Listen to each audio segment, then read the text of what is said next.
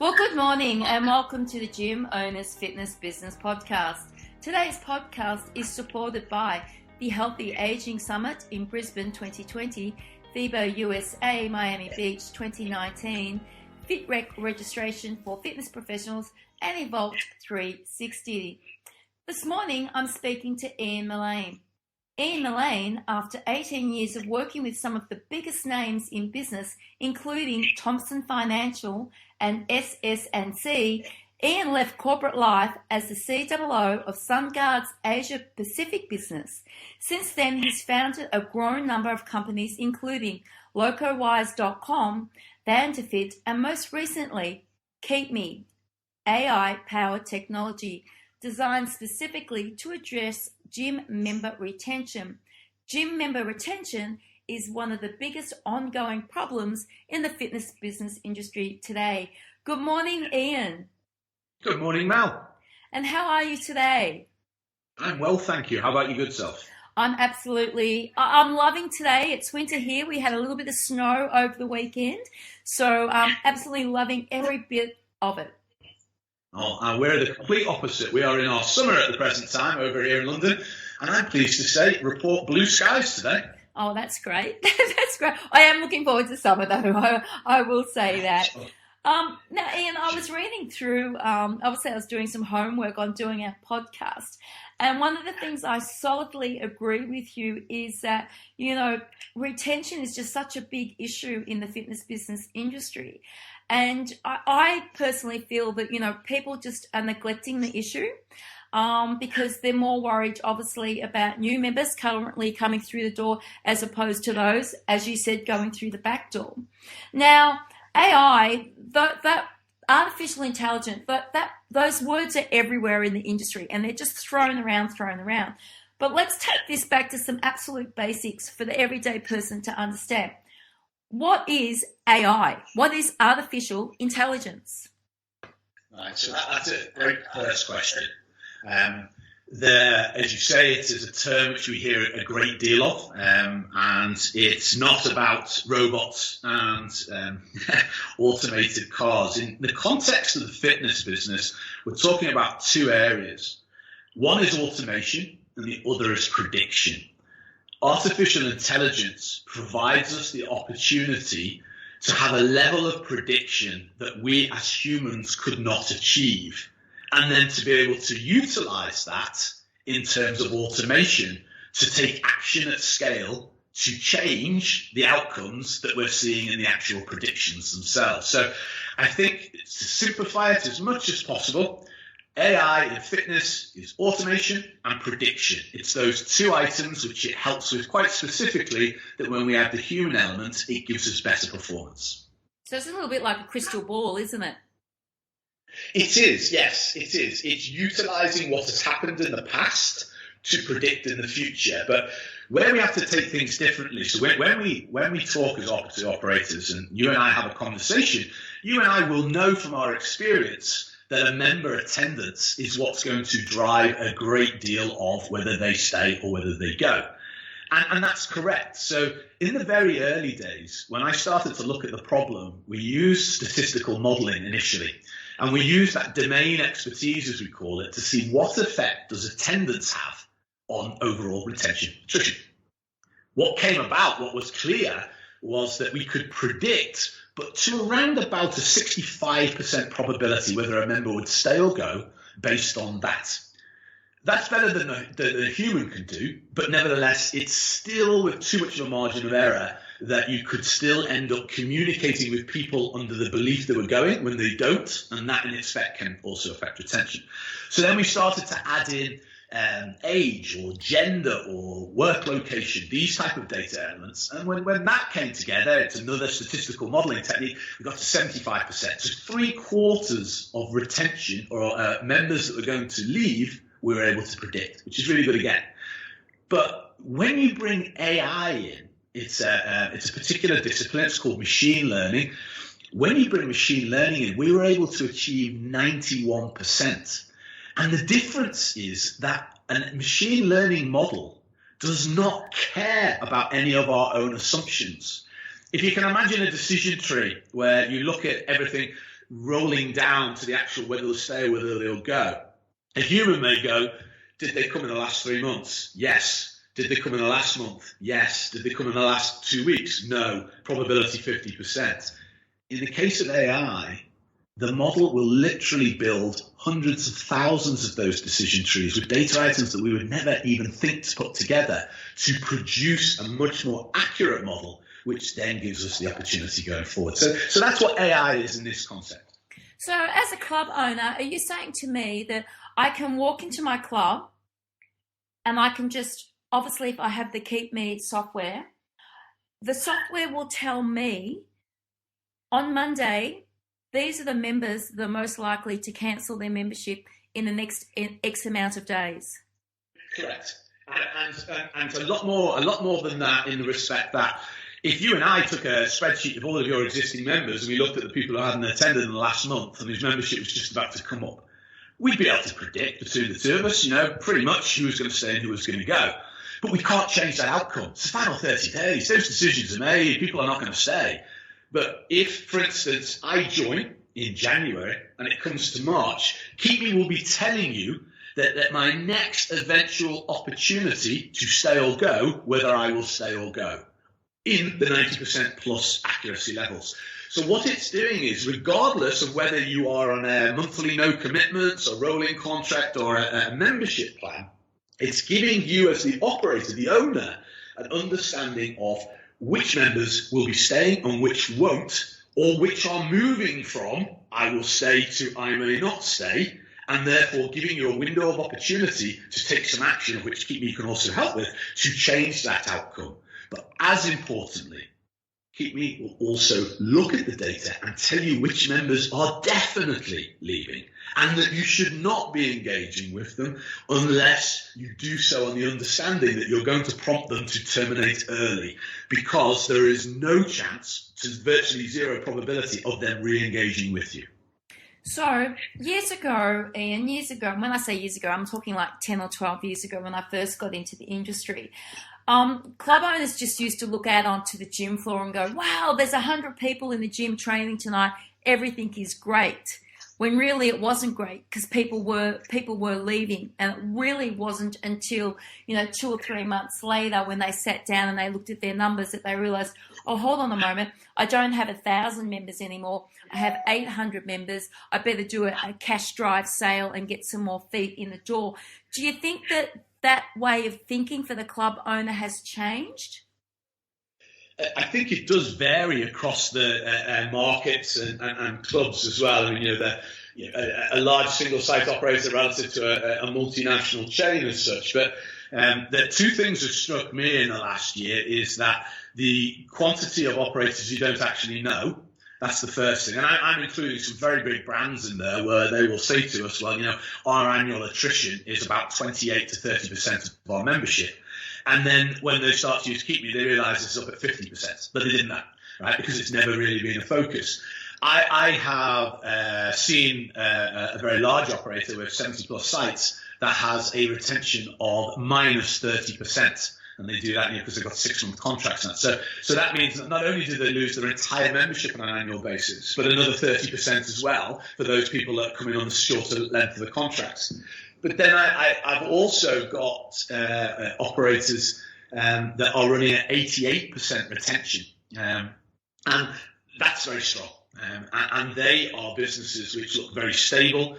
They are definitely operating at higher profit margins than most of their competitors, because the cost of acquisition, member acquisition, is lower, because most of the traffic comes from referrals in that particular aspect, and also because they're not having to pay the ever-increasing costs to actually be able to attract potential new members to come to the site via, PPC, digital activities, any of those type of things. So, Ian, that's quite frightening when you think about it. A club loses its whole membership base over a 12-month period. I mean, what type of money would they be spending to try and recruit new members to come through the door? Now, that leads me to the next question.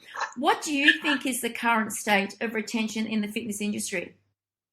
I think there's an awful lot of people who are very comfortable talking about the subject and potential solutions.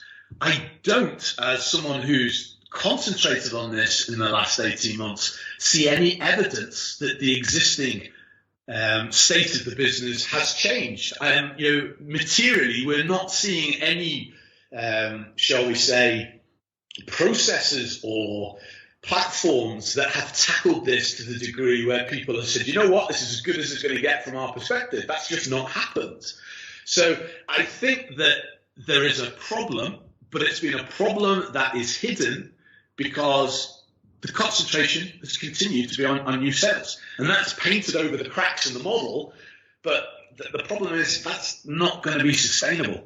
The winners are going to be those that turn their attention to the core of their strategy, and it's where Keepme is helping. Yeah, the industry is changing, Mel, to a degree. Competition is increasing; it's not decreasing. Penetration is plateauing in most of the mature markets, regardless of all of the optimistic surveys I see thrown out all of the time. The vast majority of the time, we're talking about very small percentage points. And the growth in the overall business is because of an increase in competition in many ways. Costs do not go down. They are not stagnant. They generally go up. So if we're in a market which competition is increasing, penetration is plateauing, and our costs are moving upwards, the winners have got to be those that focus on their retention, retain more of their existing members, and then add new members from those clubs that are not. And there will always be clubs in your area that are not focusing on retention that will give you the opportunity to make sure that you are the choice that people come to. I have to agree with that. When I first opened a club, Ian, I didn't even know what retention was. I didn't even understand the word. And it wasn't really until I'd been in the industry for about 4 or 5 years that I realized, oh, wow, I need to have some type of strategy in place, and I need to be looking after those people that are already under my roof and not be so dedicated to chasing new money, 99.9% of the time. It would have been great to have something like this, 16 years ago when I got into the industry, and to have, a lot more education open to me. How do you see as Keepme being a problem solver for club owners and boutique owners? I think that what Keepme does is it provides them a window into the potential challenges that they have.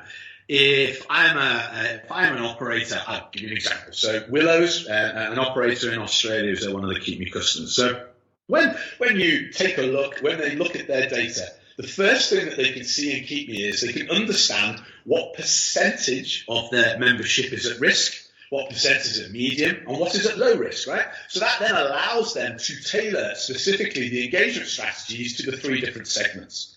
You then have the opportunity to drill down and get an understanding at both a gender and at an age whether there are any particular segments which are not performing as well. So maybe, as an example I've seen very recently, in another customer where they're under 20 market and they're 50 plus, we're twice as likely to leave as they're 25 through to 40.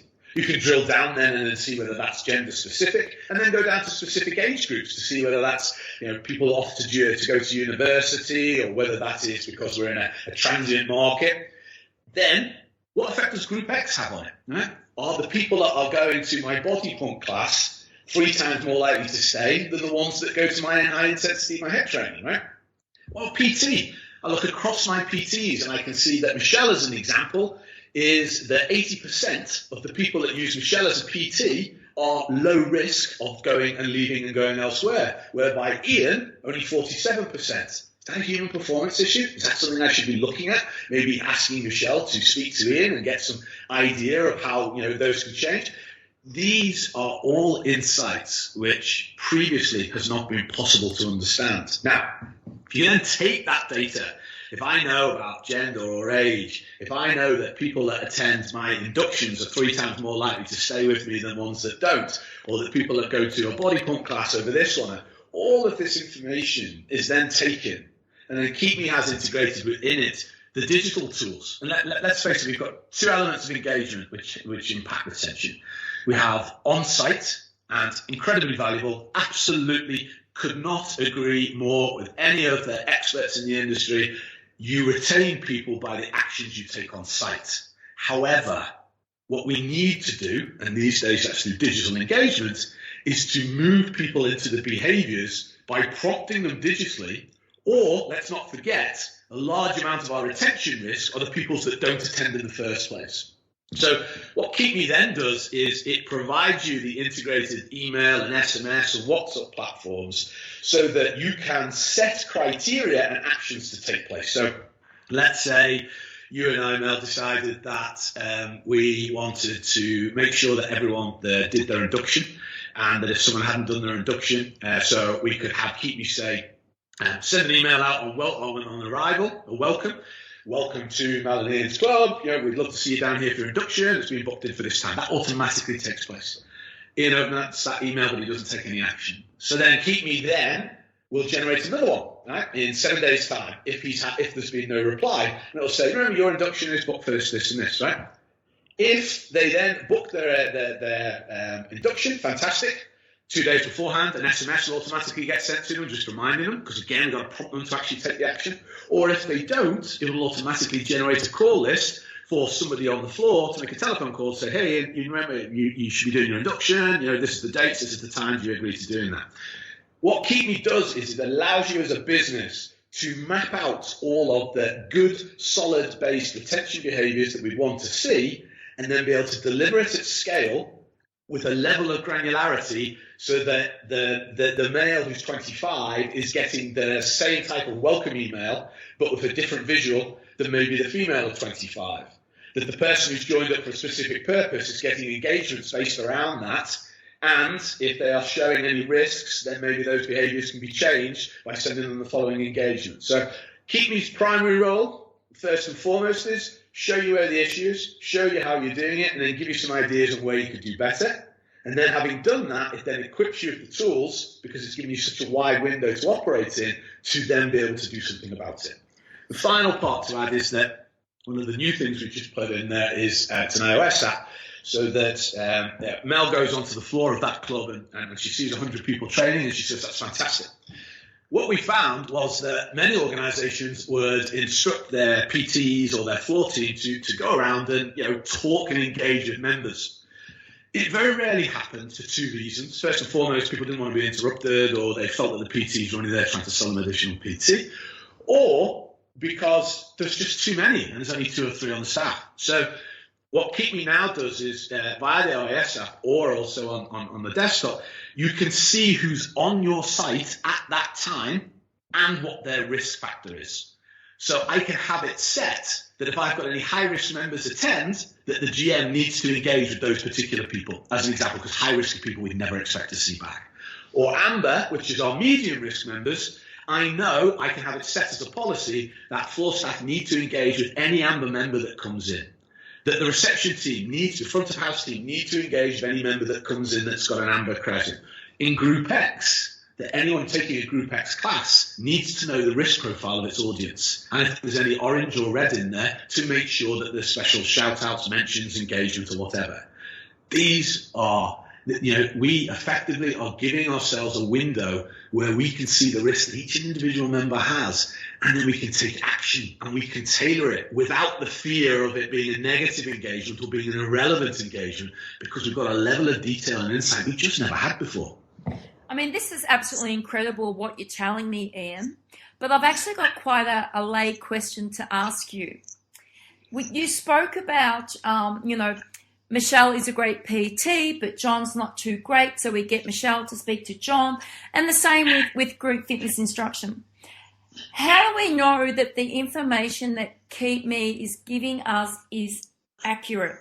How does it get that actual information? Is this happening behind the desk?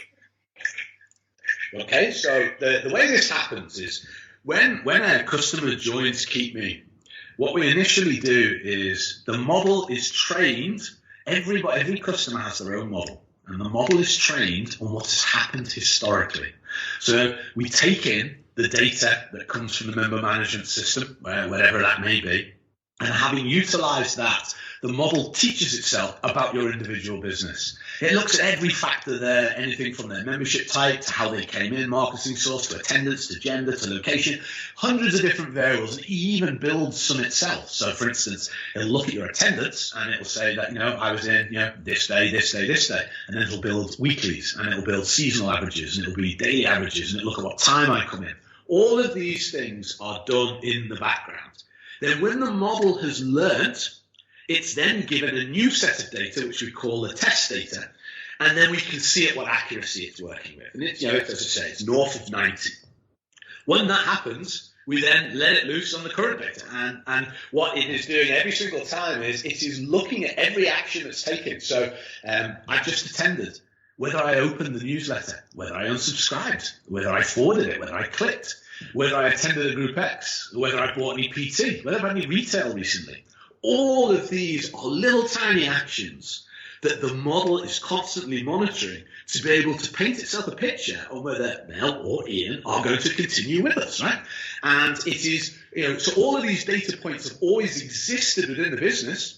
You can see who opened your newsletter and who didn't. You can see who attended and who didn't. You know their age, you know their gender. You can tell where they came in from, right? Whether they come from a Facebook page, did they come from a PPC, did they come in from a referral? All of this exists.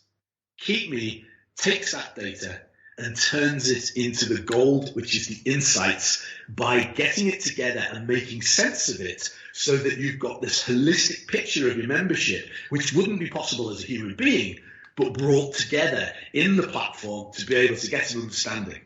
To your specific example, we're not saying that Michelle is driving a higher retention. We're saying that as a factor of consideration, there has to be some interest in the fact that Michelle's retention, the members that train with Michelle are twice as likely to stay with us than the members that train with John. So we're not saying John's bad. It may be just that that we've got a miscommunication relative to what a class is, or that we are acting in a retirement community and we really shouldn't be doing high intensity interval training, right? Whatever it may be. But the reality is having those insights. I'll give you another example. We had an operator in a multi-site environment where they could see that a particular class was generating on average a very good retention score, apart from in one site. So there was no way historically they'd have ever known that, because instructors are instructors as far as they were concerned. But moving their top instructor into that site and then doing a swap over a period of 3 weeks, they were able to understand that it was a human performance issue and then make the required training or change or whatever else it may be. It's these type of variables which allow us to understand. If you're in a multi-site environment, you've got 50 branches. What I often find is that I can't even get them to tell me what their retention number is. And in vast amounts of times, they'll still talk in, we're growing, we're growing. And it is, they're growing because they're putting in new sites, right? And those new sites have obviously got no negatives, only the positive on that aspect of it.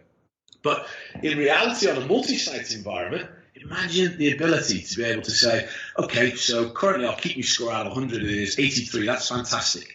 And the average for a site is, let's see, that's 81. Okay, that's great. Oh, we've got 2 sites here out of the 50, which are operating at 48 and 47. Okay, straight away, pin that. You can go and look at what practices, other engagements, but you can go in there with a good understanding that you've got 2 branches which are just not operating at the same level as everybody else, and you can go in and fix it.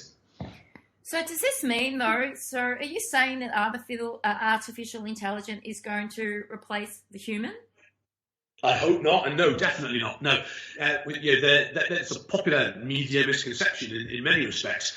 What AI does is it actually amplifies our abilities. So, we don't want, I do, clearly it's my living, but most people don't want to sit there doing this level of analysis. You want to have the confidence that that analysis then allows you to do what you are there for in the first place, which is member engagement, which is engaging with members at the right time with the right message, right, in the right format.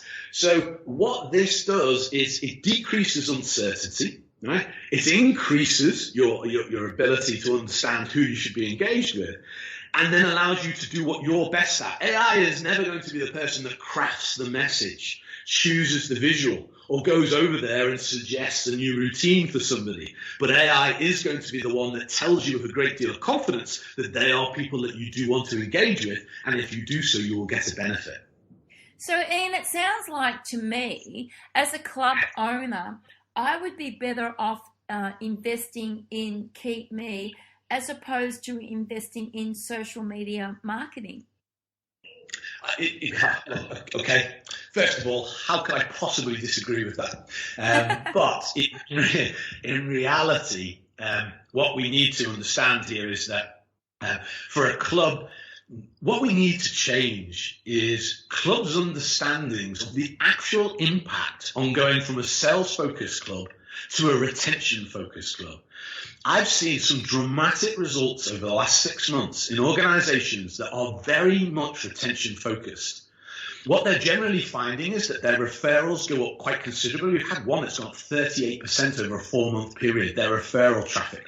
That their cost of acquisition of the members is going down because they're getting more walk-ins, more walkthroughs, more organics coming through on that particular side. So I'm not saying, I am saying that if I had a social media budget, and anyone who takes a look at Localwise will know that I have a good understanding of that particular marketplace as well, because that's what Localwise is there for. I'm saying that you are better off working on retention, both financially and in long term, than you are just on a sales focus. If I had an operation that was in a marketplace that was highly competitive, I would move all of my resources to retention as soon as I got to the stage where I could survive with the membership I've got, because I will then organically grow with the lower costs. Whereby the other model is just to consistently be feeding the machine, going on that monkey wheel and going as fast as we can to get these new members in. But every year, the amount of new members available to you in the marketplace is decreasing. Every year, the cost of acquiring those new members is increasing, and the individuals who are doing the best with the best retention are generally the ones offering the best service, and they are the ones that people get to know about and subsequently go and look to join organically without even looking at the Facebook or PPC or any other digital media. So as a fitness operator, I mean, I've got now over 80 clubs and boutiques in my area. When we opened 16 years ago, I think there was like 10. What are some of the things that I should consider before deploying AI in my club? Okay, so let's in many ways, I wish I'd never stuck AI on even the Keepme's website's Keepme.ai. I wish I hadn't put it on there because of the focus being on the AI. Yeah. The AI, that's just the engine behind it, right? In many respects, right? What I've tried to get over to all the club owners at the moment is you're all sitting on a considerable gold mine as long as you look after it. That gold mine is your data. If you have discipline around your member data, if you have taken the time to make sure that you are accurately recording and maintaining it, you have absolutely no idea how valuable that is going to get over the next few years. Tools like Keepme come in and utilize those 5, 10, 15, 16 years of data and can present to you a forward-looking picture which can radically change your business. And in my own personal opinion, that is something that's going to continue. I don't think any of us believe that AI and machine learning is not going to change the business in some form, whether it be Keepme or whether it be anybody else. But remember one thing, none of those platforms can work unless they've got the fuel, and the fuel is data. So all of the incremental data you've got at the present time, you should be making sure that you keep and look after. Everything from your MailChimp even, right? So that you've got all of those, when people sent out newsletters, what their reactions were, any of your historical NPS work, for instance, any of your SMS campaigns, all of this data, you have no idea what a data scientist can do in a company like Keepme to be able to show you stuff you never dreamed of being able to have. And I would go as far as to say even I will be surprised in 2 years' time with what we're doing, because we're moving at such a rapid pace in the industry at the moment around these type of tools, that I believe that this data is going to become more and more important. So the winners are going to be the ones that have good, solid data in there, and the losers are going to be the ones that, quite frankly, didn't care. And I've come across some shockers. I mean, I've come across an operator in Australia, and they've got 9 clubs, and they don't have any data, and that's quite literally no data at all. Got a few spreadsheets, right, but absolutely nothing. Right? No, we're getting there, we're getting around it, but it's an owner-led one, and they've just not managed to get it together. Yeah, see, that comes back to education, doesn't it, Ian? There's not enough education about some of the most important aspects in the fitness business, and obviously retention is. What do you think about all of the retention summits and workshops that are out there? What do you think, experts should be really focusing on? I think I get asked that question a lot as well, because obviously there are a lot of people who focus on retention as their main consulting focus, but the work they do is perfectly valid, it's perfectly viable. It tends to concentrate on the on-site integration, the on-site interactions, and that's incredibly valuable. And it also presents operators with the discipline and the infrastructure to put in place things like member journeys and those type of things. And I think that. I think that is a critical component, but I think it's one stage further along. Right? The first thing you need to do to solve any problem is to quantify how big the problem is in the first place. Yeah. And I have yet to get confidence with the majority of operators that they really do have a true picture. In addition to predictive analytics, which we have in Keepme, we also provide the operators with a historical view of their attrition, their retention, their length of membership, their length of stay. Well presented and very, very easy. I've been amazed, maybe a bit strong, very certainly surprised at the pleasure that owners, CEOs, GMs have got just from having access to that data on a daily basis. When it's not even the core business of Keepme, it's not even the core feature as such, right? We're into the predictive side, but if you're going to do predictive, you've got to show historical as well. And I think that organizations, before they tackle it, the first thing they should do is to quantify how big is my problem, right? And then because there is no point in bringing in a consultant to talk to you generically about the problem if you don't have any detail around what your specific problem is, because their solution they may prescribe has got nothing to do with the particular market that you operate in, the behaviors of your members, or even your retention challenges. So putting in a platform like Keepme before you even go and expand on the other aspect is going to first and foremost give you the tools to be able to say, what is my problem? What has been my problem? What is going to be my problem? And then to start putting into place the tools that if somebody else came in and said, you should be doing this, this, and this, and you can do it at scale without having to get involved in it on a regular basis, or you can start it yourself. And, again, going back to actual examples, when the platform has gone in many cases, the first revelation for people has been the actual issue that they've got. How big is it? How small is it? And a broad spectrum of what they could actually do to achieve it. The next thing is then to put in place the regular engagement that is tailored to the circumstance of each member, whether I went, whether I didn't, whether I'm into this, whether I'm into that, right? That aspect of it is taking place. Just those bare components are going to knock up your retention by 1 or 2%. Right? It is, even if any operator in the core industry average at the moment is going to do that. The other thing we found is that by even having a platform like Keepme inside, it's driven the business to start thinking about retention rather than just talking about retention. Because if you and I were to sit down now and construct the list of how many chief retention officers we know, I bet we wouldn't get past 2. Or 3, if that, anywhere, right?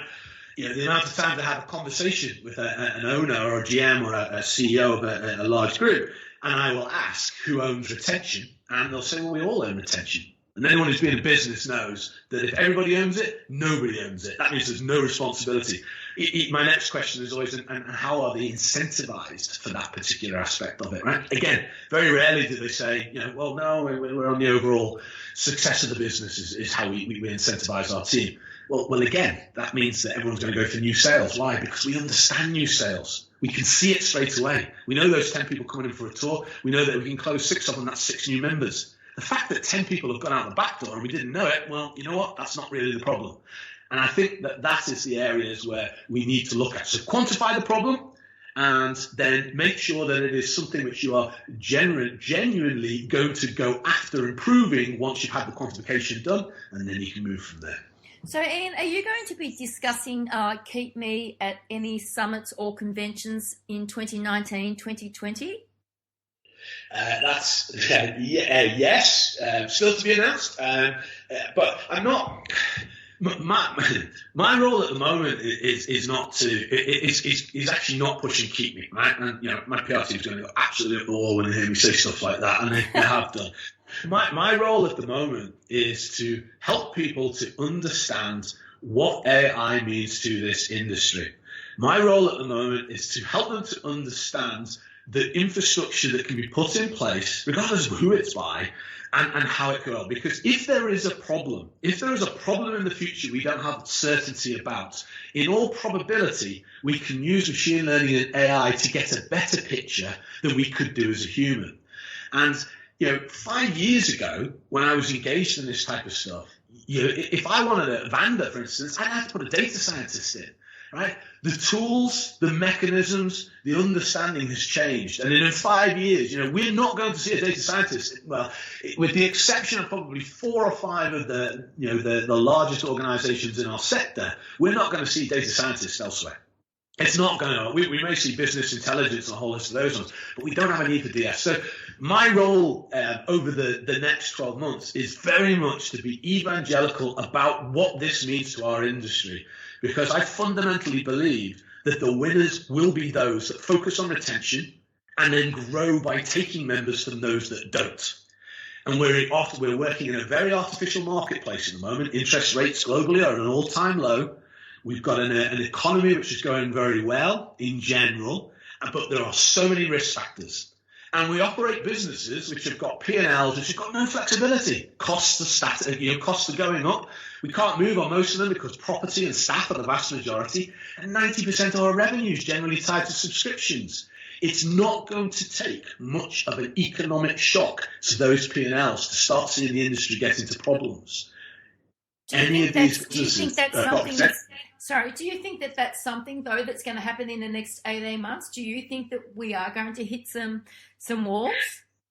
I think we are already hitting challenges as an industry on the basis that competition is so big now. There is so much competition, and not just from bricks and mortar. I mean, do you want to know how many people, if you look at Peloton, right? If I'd have told you in 2012 I was going to open up a fitness business and I was going to charge you $2,500 joining fee plus $40 a month, and by the way, I wasn't even going to open the site, you're going to do it from your own house, you'd have just said I was mad.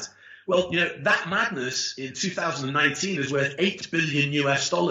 It has over 1 million members and a 93% retention rate. Show me any bricks and mortar business which has that. It doesn't exist. So the entire business is changing, and it's not who opens up on the street corner. We've got to look at the digital aspect of it. We've got to look at those ones as well. And with all of those competitions there, that means there is going to be less money available. Less fitness dollars, right? Because the discretionary spend of individuals is going to go on a Peloton. Or I may go Peloton and then add in a boutique for my strength and conditioning work or whatever. But it's going to mean the same audience. And with that being the case, with our P&L being the way they are, we've got some challenges. So even if we're not dealing with a fitness Armageddon, and I'm not promoting or suggesting that to be the case, we are definitely looking at a decrease in performance for anybody that is still addicted to working towards new sales without any focus on retention. And when I mean a focus on retention, I mean a cultural DNA change where retention is everything within the business and the new sales just happens to be what's driven because of the retention. All right, let me ask you a question, Ian, before we close off today. Existing club owners, give them one piece of advice. And for new business owners who are considering opening up a fitness business, give them a piece of advice. Okay, so for existing business owners, treat your data like the gold it is.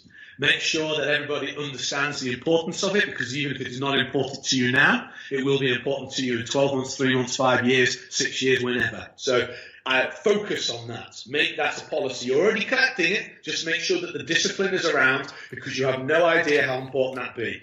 If you want to crystallize your mind on this, think about what would happen if a tool like Keepme came and you and one of your competitors looked at it and you both decided to go for it, and then Keepme had to say to you, unfortunately, we won't be able to work with yourselves because your data is incomplete or not satisfactory, and your competitor was then able to move forward with that tool on the basis that they had that discipline. And then, you know what, I think on the people entering the business, I think that we all initially concentrate on retention, because we're so excited when we get our first member and our 5 members and our 10 members and our 15 members. We can all remember them, right? And you know what? Quite frankly, we find that the first 100 members, we probably know each and every one of them individually from that side. But what I would do was to understand that whilst I can remember 100, I will still remember those 100 when it's gone up to 500, to 600, to 700, to 800 members. And I'm still probably kidding myself that I have a good enough understanding of my membership when it has changed.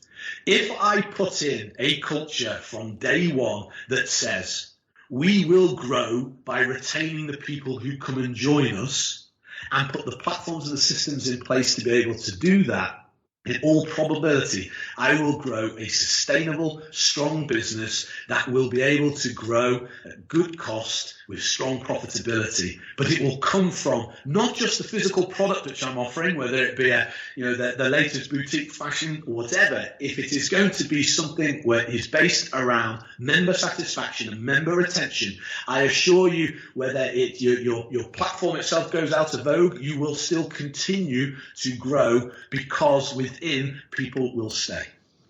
Ian, it's been an absolutely informative podcast today. I totally agree with you when you say, install Keepme first, and then the second part of it comes later on in terms of, getting somebody in to maybe train your staff to engage with the clients from the information that they've learned from Keepme. Can you please let me know and tell our listeners today, where is the best place for them to get in touch with you if they want to know a little bit more about Keepme? Well, Keepme's website is Keepme.ai, so Keepme.ai, and my email, and I'd be delighted to have conversations with anybody, regardless of whether it be around Keepme or whether it be about industry in general, because anything I've said today, if people strongly disagree, agree, or have opinions or would like to add data, I'd be very interested to hear it, because I'm a student of this. I always will be, and I want to learn. So Ian@Keepme.ai is my email address, and I'd love to hear from people. And I'm hoping, Ian, perhaps in the next couple of months we can catch up and perhaps even put a retention panel podcast together where we get 3 or 4 of you and we can discuss our retention a little bit more. That sounds a fantastic idea, Mel, and I can assure you, as the trip has been planned, that I will be in Australia in the end of September and October, so hopefully we'll have an opportunity, to speak to a lot more of the Australian operators, but also to see yourself. Absolutely. I'm looking forward to it. Everybody, as I said, we spoke to Ian Mullane today from Keepme.ai. It was an absolute pleasure speaking to you. I'll be dropping Ian's details into the bottom of the podcast. As you heard, he will be in Australia at the end of September, the start of October. So if you are an Aussie club owner, please throw him an email, make a time to sit down and have a chat with him. I definitely think it'll be the best investment that you've ever made. Thank you, Ian. Thanks, Mel.